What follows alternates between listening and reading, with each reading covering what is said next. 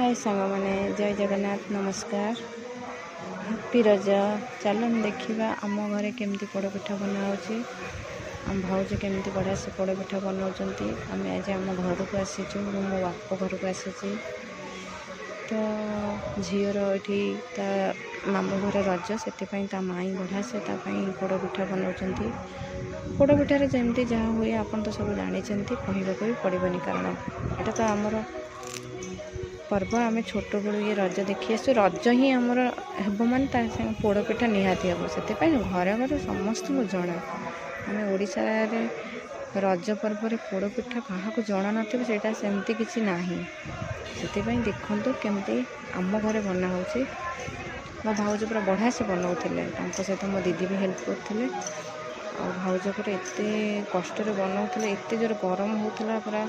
चुली जाल मैंने भावे जो धूआं हो कारण घसी दरकार पोड़पिठा घसी निआ से चुली घसी पकाऊला घसी निआर जो धूआं बाहर आप तो जानी थे से धूआं से पूरा झाड़ नाड़ होकर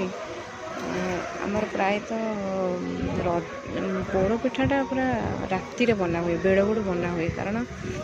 सका सजबाज दिन राति बनइले सका से खाइबे तो भाउज आमर बहुत कष्ट पोड़पिठा बनाऊँ झाड़ नाड़ हो जाती देखु से जंती देती जंती बहुत गुड़े आण तो जंतिक गोटे कुंडे सब लदा हो कारण कड़े काम नुह हाँडी जंता हे कुंडे लदा हे कारण बहुत गुड़े पिठा हे से छोट छोट जगह किसी आवश्यक ना से जहाँ कर से चूल्हे जो घसी पका पाउँश आनी लदी पिठा सका पूरा बढ़िया से हो जाए पाउँश फाउँश झाड़ी देले देखु वाव केते सुंदर कलर आसी मस्त देखा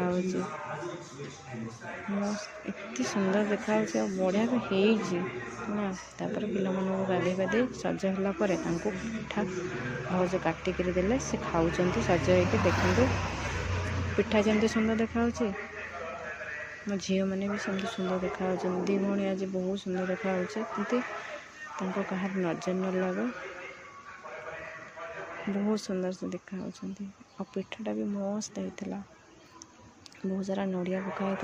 काजू पकाई तो से पिठा पूरा मस्त लगुला